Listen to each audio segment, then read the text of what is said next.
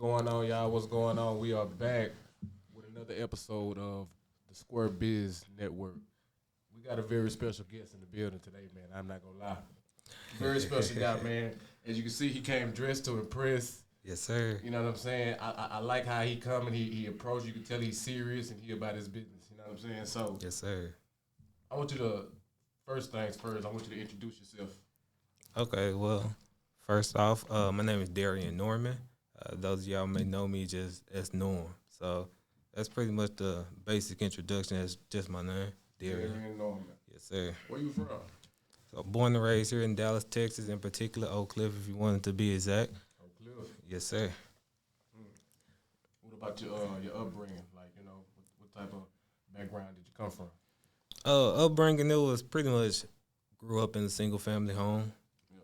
Me and my brother, Brandon Norman, for the most part, you know, it was pretty much, he was pretty much the head of the household. You know, my dad wasn't around, so I pretty much looked up to my brother for a lot of things. My mom instilled education, grew up in Dale Turner Elementary School. From there, we went up to, you know, Atwell and on to Carter. From Carter, graduated there, and then I went to PreApproved A&M University. So PreApproved A&M, HBCU, yes, sir. You said your mom really instilled the education thing, so she was serious about the education. Most definitely. Yeah. So my mama didn't play about the grades. Mama didn't play. It was strictly business when it came to education. Yeah. Shout out to mom, man. Oh, yeah. So tell me, bro, like what exactly, you say you're a realtor for the people that don't know. Mr. Norman here is a realtor. You know what I'm saying? If you want to find a spot you need to go to, the man can get you where you need to be. You know what I'm saying? So break down for the folks who, you know, really don't know what a realtor is. What exactly is a realtor? So a realtor is pretty much the specialist as far as getting your house.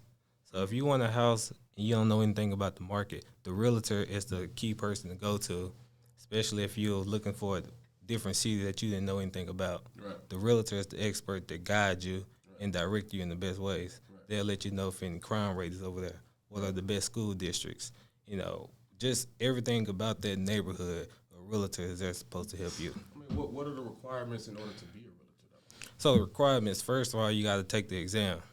So it's the state and national exam. Once you get in, pass those exams, you got to put in it's a good amount of hours you got to put in.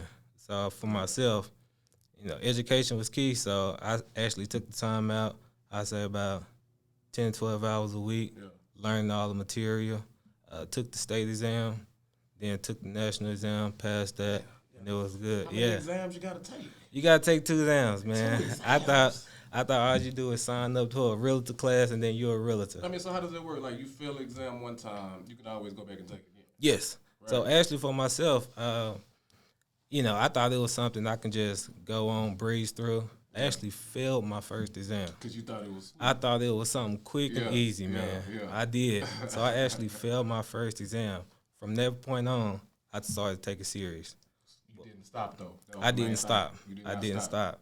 Like I said, once you fail, you know, it's all about your character. Once you fail, who are you? I'm the type of person, if I fail, I'm going to push myself that much harder to succeed. Yeah. I mean, I respect the fact that you actually kept it going, you know, because a lot of times people get to a wall and then they fall and they don't know how to get back up. Right, you know what I'm saying? So I respect the fact that you kept it going. Yes, sir. What exactly drove you into want to be into this field?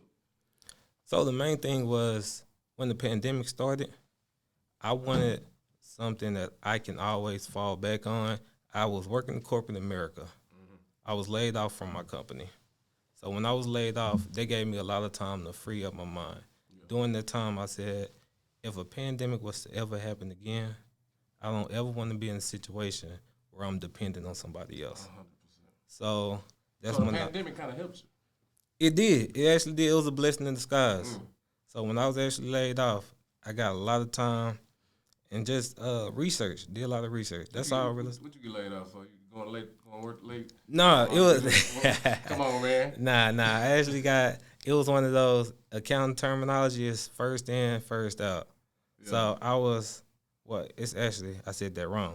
It was last in, first out. Yeah. I was one of the last ones hired on. I was there for about 6 months. And then when the company had to do all those layoffs because of the pandemic, that's pretty much what caused the layoff. So I was one of the last ones hired, first ones out of there. It's always good to have a backup plan. It's always good to have a backup plan. And sometimes, everything happens for a reason. Yes, sir. Let me ask you this, though. Say I'm a guy, I'm trying to get a house, but I'm a little lost, Okay. My credit ain't the best, my finances ain't the best. Right. And your professional advice, like, how would I go about getting into a home? The first thing I would say is get pre-approved. You remember in grade school when you talk to your teacher, she said, if she say anything 3 times, that means it's important. Pre-approved. Getting pre-approved. Get pre-approved. That's the first thing you need to do before you talk to any realtor is getting pre-approved. But doesn't it always break down to having good credit? It does. That's a factor. Yeah. That's a factor. So that's when you have to go to your lender. The lender and realtors are 2 different people. The lender is actually going to help you get that score you need to get pre-approved. Right. So there's always different credit repair. I'm not a specialist on credit repair, but there are different avenues that an individual can take to get that score up. Okay. But the lender is going to go back. They're going to check over your whole background. They're going to see if this person financially stable to get this loan for the house that they want. So that's pretty much the first step when it comes That's the first step to buying the house, getting pre-approved. Getting pre-approved. Finding a lender. And once finding somebody who's going to, I guess, take on that loan for you. Right? Correct. Okay. Correct. Okay. So I would say if you haven't, start saving and fixing your credit now. 100%. If you go FHA, there are different types of loans out there. Break down FHA. You talking to people who don't know. I don't know what FHA is. FHA is pretty much a government type of loan that you can get out there. So FHA, you can get a credit score as low as a 620. Okay. If you have a 620 or higher, you can qualify for FHA. The only thing about FHA, they kind of get you on the back end. So on the back end, there's something that's called MIP. MIP is Mortgage Insurance Premium. Mortgage Insurance Premium. So on the back end, what they talk about, they're going to get you on the back end. They'll definitely get you on the back end. So it's always best to get your credit right before you even jump in the game. Right. So I'll say understand your finances. Yeah. Once you understand your finances, that lets you know if you can go FHA. That's also a low down payment requirement. So you don't have to have 10% down if you're going conventional. Right. They have a conventional 20%, conventional 10%, conventional 5%. For conventional, they pretty want to look at a higher credit score. Right. So I'll say whatever is best for your financial situation, after you talk it over with the lender, you're going to see what can you actually afford. Either one, whether you have that 10%, 20%, or 5%, I would recommend, if you can, go conventional. You'll have a lower MIP on that. Man, look, he giving y'all game. If y'all not listening, y'all crazy. Go conventional. He done told y'all about the loans, about the credit stuff and everything. This man is not here to play. You can tell, look how sharp he is. Yeah, appreciate it. He's not here to play. Appreciate it.